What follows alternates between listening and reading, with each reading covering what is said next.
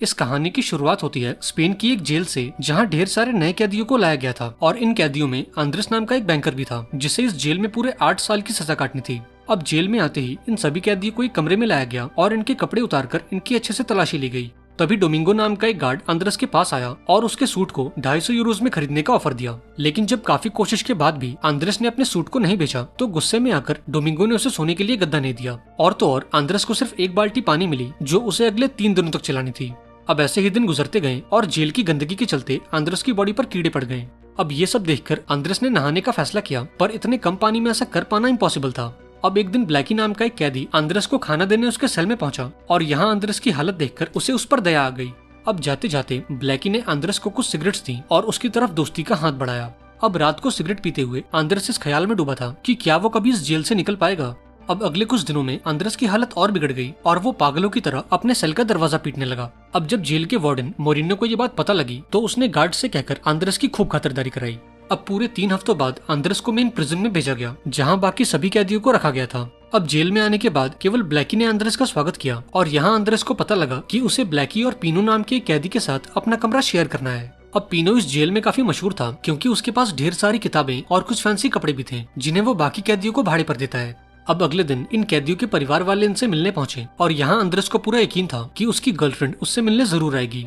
अब थोड़ी देर बाद एक लड़की आंद्रेस से मिलने पहुंची, लेकिन ये लड़की उसकी गर्लफ्रेंड नहीं बल्कि उसकी गर्लफ्रेंड की बहन लूसिया थी। यहाँ लूसिया ने आंद्रेस से बोला कि अब मेरी बहन तुमसे मिलना नहीं चाहती और वो तुम्हें एक अपराधी मानती है। अब ये सुनकर आंद्रेस को काफी दुख हुआ और वो उदास मन के साथ अपने सेल में वापस आ गया। अब अगली सुबह जब आंद्रेस जेल के कंपाउंड में था तब कुछ कैदियों ने उस पर हमला कर दिया और उसके सारे कपड़े भी छीन लिए। इसके बाद आंद्रेस डोमिंगो नाम के उस गार्ड के पास गया और उससे इस बारे में शिकायत की, लेकिन डोमिंगो ने उसकी कंप्लेन लिखने से इनकार कर दिया और उसे बताया कि इस जेल में कंप्लेन लिखवाने के भी 300 यूरोज लगते हैं। अब ये सुनकर आंद्रेस को काफी गुस्सा आया, पर चूंकि वो डोमिंगो का कुछ बिगाड़ नहीं सकता इसलिए वो चुपचाप वहाँ से चला गया। इसके बाद उसकी मुलाकात मानुएल नाम के एक दूसरे कैदी से हुई, जिसने उसे कुछ कपड़े दिए और उसे बोनी नाम के एक कैदी के पास ले गया, जो कि पेशे से एक डॉक्टर था। यहाँ बोनी ने आंद्रेस की जांच की और उसे अपनी पार्टी में जुड़ने का ऑफर दिया। इस पार्टी का नाम पियारे था और ये पार्टी कैदियों को उनका हक दिलवाने का काम करती है। हालांकि आंद्रेस ने इस पार्टी में जुड़ने से इनकार कर दिया क्योंकि उसे डर था कि अगर वो किसी ग्रुप का हिस्सा बनेगा तो शायद उसकी प्रॉब्लम और बढ़ जाएगी। अब अगले दिन आंद्रेस ने देखा कि जेल के सभी कैदी जोरों शोरों से नारेबाजी कर रहे थे ताकि वो अपनी सजा को कम करवा सकें। इधर ब्लैकी और पीनो ने इनका मजाक उड़ाते हुए बोला कि इनका ये सपना केवल सपना ही रहेगा क्योंकि सरकार हमारी बातों पर कभी ध्यान नहीं देगी। अब उस शाम जब आंद्रेस जेल के कंपाउंड में था तब बॉनी उसके पास आया और उसके दांतों को चेक करने के बहाने उसे कुछ कागज के पर्चे पकड़ा दिए। यहाँ बॉनी ने आंद्रेस से बोला कि तुम इन कागजों पर क्रांति के कुछ नारे लिखो और ये काम तुम अपने लेफ्ट हैंड से करना ताकि कोई तुम्हारी हैंडराइटिंग पहचान न सके। अब फाइनली आंद्रेस भी इसके लिए मान गया और उस रात उसने उन पर्चों पर क्रांति के ढेर सारे नारे लिखे ताकि इन पर्चों को जेल में बांटकर सभी को प्रोटेस्ट के लिए इकट्ठा किया जा सके। अब इस दौरान ब्लैकी ने उसे अपनी पूरी कहानी बताई और उससे बोला कि मैं अपनी फैमिली को बहुत मिस करता हूँ और एक दिन मैं इस जेल से निकलकर उनके साथ एक खुशहाल जिंदगी बिताऊंगा। अब अगली सुबह गार्ड्स ने ब्लैकी को अपने सेल से बाहर निकाला और उसे वार्डन के ऑफिस में ले गए क्योंकि गार्ड्स को जेल के किचन में एक सुरंग के खोदे जाने के सबूत मिले थे। अब थोड़ी देर बाद वार्डन ब्लैकी के साथियों से मिला और उन्हें बताया कि इंटरोगेशन के दौरान दिल का दौरा पड़ने से ब्लैकी की मौत हो गई है। हालांकि आंद्रेस और पीनो ये जानते थे कि जेल के स्टाफ ने ब्लैकी को जानबूझ के मारा है क्योंकि उन्हें शक था कि शायद ब्लैकी इस जेल से भागने की प्लानिंग कर रहा है। अब ये सब देखकर आंद्रेस गुस्से से पागल हो गया और अपने बनाए सभी पर्चों को जेल में चारों ओर फैला दिया। अब ये देखते ही जेल के गार्ड्स ने उसकी खूब धुनाई की और उसे एक काल कोठरी में बंद कर दिया। अब ऐसे ही दिन गुजरते गए और पूरे 1 हफ्ते बाद आंद्रेस को इस कमरे से बाहर निकाला गया क्योंकि उसकी गर्लफ्रेंड की बहन लूसिया उससे मिलने आई थी। दरअसल लूसिया आंद्रेस को पसंद करती है, इसलिए वो आए दिन उससे मिलने आती।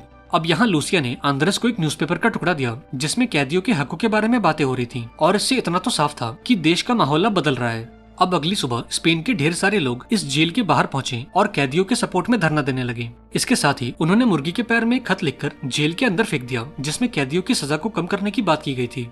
अब गार्ड्स को इस मुर्गी के पीछे भागते देखकर सभी कैदी जोर जोर से हंसने लगे और इस छोटी सी मुर्गी ने भी उनका भरपूर एंटरटेनमेंट किया।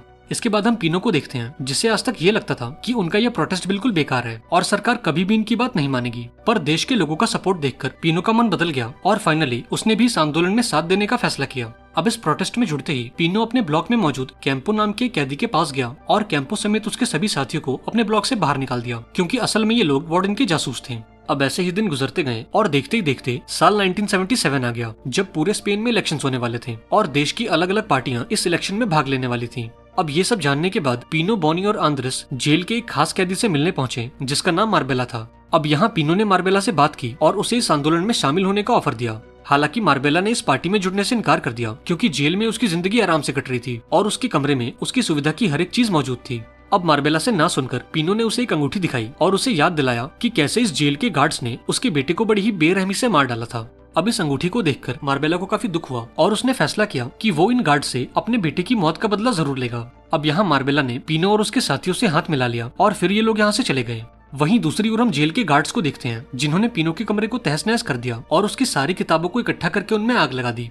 अब अगली सुबह जब इन सभी कैदियों को नाश्ता दिया गया तब एक कैदी अपने सेल में जोर जोर से चिल्लाने लगा और जब एक गार्ड उसे देखने के लिए उसके सेल में पहुंचा तब उसने गार्ड से उसकी बंदूक छीन ली और उसे बंदी बना लिया।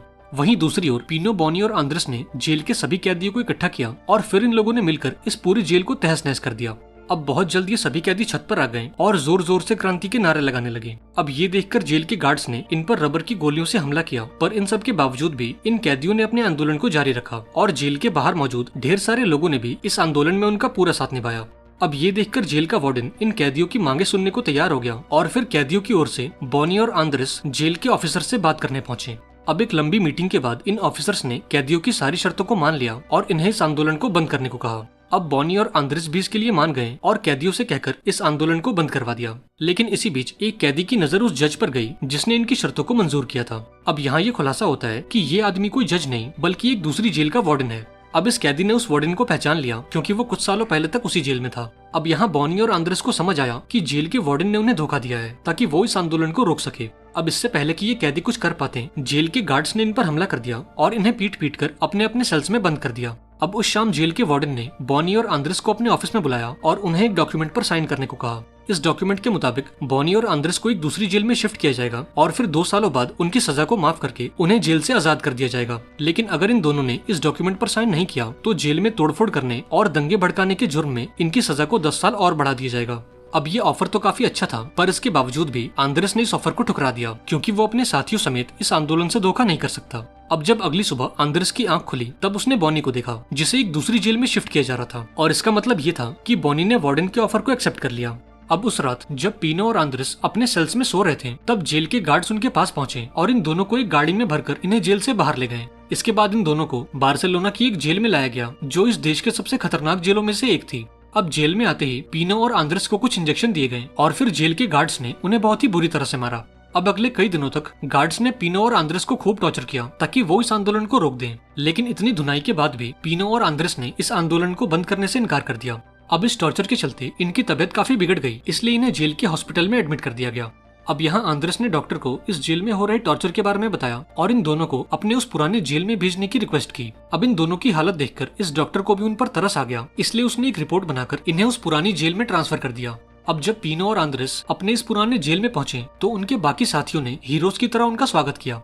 अब पीनो और आंद्रेस के आने के बाद इन सभी ने अपने आंदोलन को कंटिन्यू किया और जेल अथॉरिटीज के खिलाफ आवाज उठाने लगे। दरअसल इनका प्लान था पूरे देश की नजरों में आना ताकि वो सरकार पर दबाव बनाकर अपनी शर्तों को मनवा सकें। अब कुछ दिनों बाद एक पॉलिटिशियन जेल के दौरे पर पहुंचा और आंद्रेस से जेल के हालातों के बारे में बात की। अब यहाँ आंद्रेस ने भी इस पॉलिटिशियन को पूरी बात बताई कि कैसे इस जेल के गार्ड्स और इस जेल का वार्डन यहाँ मौजूद सभी कैदियों को टॉर्चर करते हैं। अब इनकी इस मीटिंग के बाद पूरे देश में ये बात फैल गई और स्पेन का हर एक नागरिक कैदियों के हकों के बारे में बातें करने लगा। अब एक दिन जेल के अंदर आंद्रेस ने रूबी नाम के एक कैदी को देखा जो जेल के एक गार्ड से बातें कर रहा था। अब उस रात आंद्रेस मार्बेला के कमरे में पहुंचा और उससे अपने आंदोलन के बारे में बातें करने लगा। लेकिन अगले ही पल रूबी अपने एक साथी के साथ कमरे में एंटर हुआ और मार्बेला पर चाकू से हमला कर दिया और इस हमले में मार्बेला की जान चली गई। दरअसल जेल के गार्ड्स ने रूबी को यह ऑफर दिया था कि अगर वो मार्बेला को मार देगा तो वो उसके कमरे का सारा सामान खुद ले सकता है। अब यहाँ रूबी ने मार्बेला को तो मार दिया पर उसने आंद्रेस को कोई नुकसान नहीं पहुंचाया। अब ऐसे ही दिन गुजरते गए और देखते ही देखते देश में इलेक्शंस का टाइम आ गया। अब इस चुनाव के बाद देश में एक नई सरकार आई और इस नई सरकार ने कैदियों की मांगों को मानने से इनकार कर दिया। अब ये खबर सुनकर पीनो और आंद्रेस समेत सभी कैदियों के हौसले टूट गए और उन्होंने इस आंदोलन को बंद कर दिया।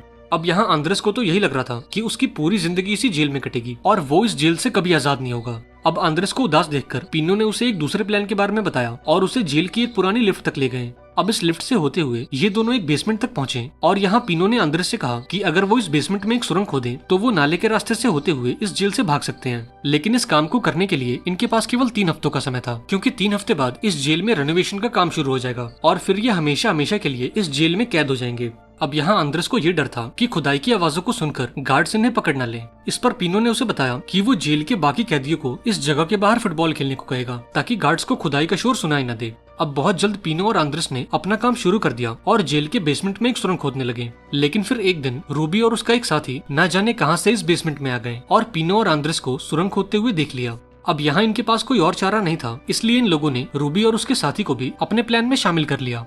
अब अगले दिन आंद्रेस का वकील उससे मिलने पहुंचा और उसके केस को दोबारा से रीओपन करने की बात कही, लेकिन आंद्रेस ने इसके लिए साफ इनकार कर दिया क्योंकि अब सरकार और कानून से उसका भरोसा उठ चुका था। अब कई दिनों की खुदाई के बाद इन्होंने जेल के बेसमेंट में एक सुरंग बना ली जो इन्हें जेल से बाहर पहुंचाने का काम करेगी। अब फाइनली वो दिन भी आ गया जब ये लोग इस जेल से भागने वाले थे। अब यहाँ पीनो ने आंद्रेस को नए कपड़े दिए ताकि जेल के बाहर किसी को भी उन पर शक न हो और ये आम लोगों में घुल मिल सके। इसके बाद ये सभी लोग उस सुरंग में घुसे और धीरे धीरे रेंगते हुए जेल से बाहर आ गए। अब यहाँ पीनो और आंद्रेस पास के एक बस स्टॉप तक पहुँचे और फटाफट से एक बस में बैठ गए, लेकिन बदकिस्मती से रूबी और उसके साथी को पुलिस ने पकड़ लिया और उन्हें दोबारा से जेल में डाल दिया। अब कई घंटों के सफर के बाद पीनो और आंद्रेस एक दूसरे शहर में पहुंचे और एक दूसरे को अलविदा कहकर अपने अपने रास्तों पर निकल गए। अब यहाँ आंद्रेस का हाथ उसकी जेब में गया जहाँ पीनो ने उसके लिए ढेर सारे पैसे और एक नई आईडी छोड़ी थी। दरअसल पीनो ने ऐसा इसलिए किया ताकि आंद्रेस किसी सेफ जगह पर पहुंचकर एक नई जिंदगी शुरू कर सके। अब इन चीजों को देखकर आंद्रेस काफी खुश हुआ और मन ही मन पीनो का शुक्रिया अदा किया। इसके बाद वो अपनी गर्लफ्रेंड की बहन लूसिया के पास पहुंचा और उसके साथ मिलकर एक नई जिंदगी शुरू की। आई होप आपको आज की कहानी पसंद आई होगी। अगर आपको ये वीडियो अच्छी लगी हो तो इसे लाइक कर देना और चैनल को भी सब्सक्राइब कर देना और मुझे कमेंट्स में बताना कि आपको इस वीडियो का बेस्ट पार्ट कौन सा लगा। मिलते हैं अगली वीडियो में, पर तब तक के लिए be safe and keep chilling.